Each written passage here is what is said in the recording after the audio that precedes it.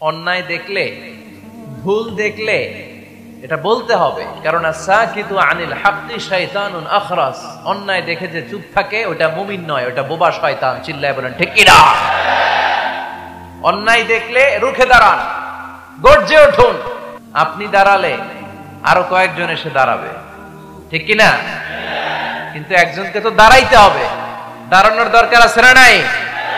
মনে রাখবেন, আধারে ভয় পেও না, আলো আছে আড়ালে, অন্ধকার পালিয়ে যাবে তুমি উঠে দাঁড়ালে। দাঁড়াতে হবে আপনাকে।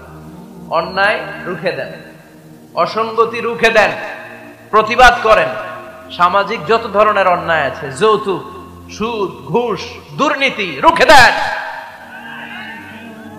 আমরা এগুলোর বিরুদ্ধে। আমরা দুর্নীতির পক্ষে না বিপক্ষে? সুদের পক্ষে না বিপক্ষে? যৌতুকের পক্ষে না বিপক্ষে? এগুলোর বিরুদ্ধে সামাজিক আন্দোলন গড়ে তুলুন, কথা বলেন। Raise your voice, raise your voice heart. কণ্ঠকে উঁচু করুন, প্রতিবাদ করুন, রুখে দাঁড়ান। আপনি দাঁড়ালে সোজা থাকবে বাংলাদেশ, আপনি বসে গেলে পথ হারাবে বাংলাদেশ। এজন্য সামাজিক অন্যায়কে রুখে দিতে হবে। আল্লাহর হাবিব সাল্লাল্লাহু আলাইহি ওয়াসাল্লাম যত জায়গায় সামাজিক অসঙ্গতি দেখেছেন, ধরে ধরে ঠিক করেছেন। কারো ভুল নাম দেখলে তিনি চেঞ্জ করে দিতেন। মক্কা থেকে মদিনায় যখন আল্লাহ রাসূল সাল্লাল্লাহু আলাইহি ওয়াসাল্লাম গেলেন, মদিনার আগের নাম ছিল ইয়াসরিব। মদিনার আগের নাম কি ছিল? ইয়াসরিব। ইয়াসরিব শব্দের অর্থ to take revenge from someone, প্রতিশোধ নেয়া। আল্লাহর হাবিব সাল্লাল্লাহু আলাইহি ওয়াসাল্লাম বললেন, আমি রাহমাতাল লিল আলামিন, আমি দয়ার নবী, মায়ার নবী, আর আমি যেই শহরে আসবো এই শহরের নাম প্রতিশোধের শহর। নেভার, কখনো হতে পারে না। আজকে থেকে এই শহরের নাম তওবা কিংবা তাইবা, মানে পবিত্র নগরী, মদিনাতুন নবী, নবীর শহর। আল্লাহ রাসূল সাল্লাল্লাহু আলাইহি ওয়াসাল্লাম ইয়াসরিব থেকে ওই শহরের নাম ওই দিনই মদিনা শহর বানায় দিলেন। এক সাহাবীকে জিজ্ঞেস করলেন, মাসমুক, নাম কি? বলে, আমার নাম হচ্ছে হাজান। হাজান মানে দুশ্চিন্তা, অ্যাংজাইটি, মানে যে সব সময় টেনশন করে। আল্লাহ রাসূল সাল্লাল্লাহু আলাইহি ওয়াসাল্লাম বলেন, এটা একটা নাম হলো মিয়া? টেনশন কি কারো নাম হয়? রাসূল সাল্লাল্লাহু আলাইহি ওয়াসাল্লাম বললেন, শোনো, তোমাকে একটা পরামর্শ দেই, এই টেনশন নাম বাদ দাও, তুমি হাজান নাম কেটে সাহাল নাম রাখো, সাহাল। এখন হাজান বলে, আমি ছোট্টবেলা থেকে সবাই আমারে চিনে হাজান নামে, এখন আমার নাম যে সাহাল, এটা আবার ঘোষণা দিতে হবে, দরকার নেই। আমার হাজান আছে, এটাই ভালো, টেনশন সমস্যা নেই। ও এবার বাড়িতে চলে যাওয়ার পরে আল্লাহ সব টেনশন ওর মাথার উপরে চাপাইছে। ওর এই বিপদ, ওর ব্যবসায় মন্দা, ওর পেটে ব্যথা, ওর জ্বর, ওর অসুস্থতা, ওর ঘরে শান্তি নেই, একটার পর একটা টেনশন আরো বেড়ে গেছে। সবাই বলে হাজান, ওই যে রাসূল সাল্লাল্লাহু আলাইহি ওয়াসাল্লাম সুন্দর নাম দিয়েছিল ওইটা নেও না, এই জন্য টেনশন বাড়ছে। যাও, রাসূল সাল্লাল্লাহু আলাইহি ওয়াসাল্লামের কাছে ক্ষমা চেয়ে নাম ফেরত করে নিয়ে আসো। হাজান এবার যে বলে, ইয়া রাসূলুল্লাহ, আমার হাজান নামের দরকার নাই, আপনি যেটা সাহাল দিয়েছিলেন ওইটাই ভালো। সাহাল শব্দের অর্থ সহজ। সাহাল মানে কি? ওই সাহাল রাদিয়াল্লাহু তাআলা আনহু বলে, আমি রাসূল সাল্লাল্লাহু আলাইহি ওয়াসাল্লামের কাছে ক্ষমা চেয়ে ওনার দেয়া নাম নিয়ে আসলাম, সাহাল। তারপর থেকে সবাই আমাকে ডাকে সাহাল। সাহাল মানে সহজ। আর ওই দিন থেকে মরার আগ পর্যন্ত আমার জীবনে আর কোনো টেনশন আসে নাই, সব কাজে আল্লাহ সাহাল অর্থাৎ সহজ করে দিয়েছেন। পড়েন সুবহানাল্লাহ। এজন্য উঠে দাঁড়াতে হবে, রুখে দিতে হবে সব অন্যায়। রাজি আছেন তো? যে সূরা থেকে কথা শুনবো এটাকে বলে সামাজিক রীতিনীতির সূরা। আমাদেরকে আল্লাহ তাআলা সোশ্যাল এন্ড মোরাল কিছু গাইডলাইন দিয়েছেন। 10টা গাইডলাইন আল্লাহ তাআলা আমাদের জন্য এখানে ডেডিকেট করেছেন, এবং আমরা দেখব যে এই সমস্যাগুলোর কারণেই আমাদের সমাজে আজকে অশান্তি। কি করে একটা সমাজের শান্তি, শৃঙ্খলা, ভারসাম্য অক্ষুণ্ণ রাখা যায়, এ ব্যাপারে চমৎকার কিছু গাইডলাইন আল্লাহ এই সূরায় দিয়েছেন। আমি বলতে প্রস্তুত, আপনারা কি শুনতে প্রস্তুত? শেখার জন্য, নিজেকে পরিবর্তনের জন্য, সমাজটাকে পাল্টে দেওয়ার জন্য শুনতে হবে, নাকি শুধু স্লোগান দেওয়ার জন্য আসছেন? স্লোগান লাগবে কার কার দেখি? স্লোগান লাগলে বইলেন, আলোচনার মাঝখানে আমরা কিছু স্লোগানও দিব, এটারও দরকার আছে, ঠিক কি না?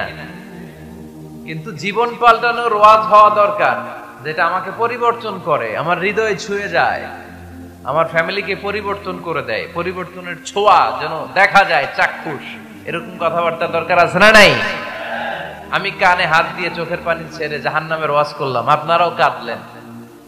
এরপর আমি জান্নাতের ওয়াজ করলাম, আপনারাও হাসলেন। মাটির নিচের ওয়াজ, আকাশের উপরের ওয়াজ, সমাজ পরিবর্তন হবে না, তাই না? তো সমাজ পরিবর্তনের জন্য সমাজের সমস্যাগুলো ধরে ধরে কথা বলা দরকার। শুনবেন আপনারা। সূরাটার নাম সূরাতু আল হুজুরাত। সূরাটার নাম কি? আল হুজুরাত। সবাই বলেন আল হুজুরাত। আল হুজুরাত শব্দটা হুজরা শব্দের বহুবচন, মানে কামরা। কামরা, ঘর। আল্লাহ রাসূল সাল্লাল্লাহু আলাইহি ওয়াসাল্লামের 9 জন স্ত্রী এট এ টাইমে বেঁচে ছিল। মোট স্ত্রী 11 জন, দাসী 2 জন, সব মিলে 13 জন। আর এট এ টাইমে বেঁচে ছিল 9 জন। আল্লাহর হাবিব সাল্লাল্লাহু আলাইহি ওয়াসাল্লামের আলাদা কোনো ঘর ছিল না। 9 বিবিরে 9টা ঘর করে দিয়েছিলেন। এগুলোরই বলে হুজরা। সুবহানাল্লাহ পড়েন। আমাদের এই যে এখানে যে মসজিদের নাম শুনলাম, এই মসজিদের ইমাম সাহেবের জন্য হুজরাখানা আছে না? কথা বলেন না কেন? আছে, মানে কামরা। তো আল্লাহ রাসূল সাল্লাল্লাহু আলাইহি ওয়াসাল্লাম 9 স্ত্রীর জন্য 9টা কামরা করে দিয়েছিলেন। তো উনি যখন ওখানে থাকতেন, মাঝে মাঝে দূর থেকে কিছু বেদুইন লোকেরা আসতো, যাদের মধ্যে সভ্যতা ভব্যতা আসে নাই। এরা এসে আল্লাহ রাসূল সাল্লাল্লাহু আলাইহি ওয়াসাল্লামকে ডাকা শুরু করতো। আমরা আমাদেরকে যেমনে ডাকি, আপনার নাম যদি হয় আব্দুল্লাহ, আমি আপনার বন্ধু হলে আপনারা ডাকবো, ওই আব্দুল্লাহ এদিকে আয়। এভাবে ডাকবো না? বন্ধু তো, তুই আমার বন্ধু, আব্দুল্লাহ এদিকে আয়। আব্দুর রহিম আমার বন্ধু, তো আমি ডাকবো এই আব্দুর রহমান এই। কিন্তু আল্লাহ রাসূল সাল্লাল্লাহু আলাইহি ওয়াসাল্লামের নাম হচ্ছে মুহাম্মদ, উনারা কি ডাকা যাবে এই মুহাম্মদ এই? ডাকা যাবে? উনি কি আমাদের মতো মানুষ? উনি মানুষ, তবে অসাধারণ মানুষ, ঠিক কি না? তো কিছু বেদুইন এসে দুপুরবেলা রাসূল সাল্লাল্লাহু আলাইহি ওয়াসাল্লাম বিশ্রাম নিচ্ছিলেন। তারা এসে বলতে আরম্ভ করলো, ইয়া মুহাম্মদ, ইয়া মুহাম্মদ, এই মুহাম্মদ এই, বের হও। আল্লাহ বরদাস্ত করলেন না। আল্লাহ বললেন, খবরদার, নিজেরা নিজেদেরকে যেমনে ডাকো নবীর ওইভাবে ডেকো না, তোমাদের সব আমল বরবাদ হয়ে যাবে। অপেক্ষা করো, অপেক্ষা করো, অ্যাপয়েন্টমেন্ট নাও, পারমিশন নাও, সালাম দাও। কার কথা? চিল্লায় বলতে হবে কার? রব্বুল আলামিন বলেন, ইয়া আইয়ুহাল্লাযীনা আমানু লা তাদখুলু বুয়ুতান গায়রা বুয়ুতিকুম হাত্তা তাস্তানিসু ওয়া তুসাল্লিমু আলা আহলিহা যালিকুম খায়রুল লাকুম লাআল্লাকুম তাযাক্কারুন। পড়েন আল্লাহু আকবার। আল্লাহ বললেন, ও বিশ্বাসীরা শোনো শোনো, তোমাদের ঘর ছাড়া অন্য কারো ঘরে যদি যাও, অপরিচিত কারো বাসায় যদি যাও, যাওয়ার আগে অনুমতি নাও আর সালাম দাও। দেখেন সমাজ পরিবর্তনের ওয়াজ। অনুমতি নিতে হবে, সালাম দিতে হবে, পারমিশন নিয়ে যাবেন, অ্যাপয়েন্টমেন্ট নিয়ে যাবেন। এগুলো একটু বোঝার চেষ্টা করবেন, একটু আমলে নিবেন। এজন্য সুন্নাহ হচ্ছে কারো সাথে দেখা করার আগে অনুমতি নিয়ে যাওয়া। মোবাইল থাকলে ভাই বিকেলে একটু আসতে চাই, উনি যদি বলে হ্যাঁ আসেন, যাবে না, তাহলে 1 নাম্বার সুন্নাহ অ্যাপয়েন্টমেন্ট নেওয়া। 2 নাম্বার সুন্নাহ যে সালাম দেওয়া, অনুমতি চাওয়া। কারো ঘরে হুট করে দরজায় ধাক্কা মেরে ঢোকা যাবে? আগে কি দিবেন? আওয়াজ করে বলেন, আগে কি দিবেন? সালাম। তারপর আপনার নাম বলবেন। কি বলবেন? আল্লাহর হাবিব সাল্লাল্লাহু আলাইহি ওয়াসাল্লাম ওনার ঘরে বসা এক সাহাবী এসে দরজার মধ্যে কারানার নেন। আল্লাহর হাবিব সাল্লাল্লাহু আলাইহি ওয়াসাল্লাম বললেন, মান দা, কে?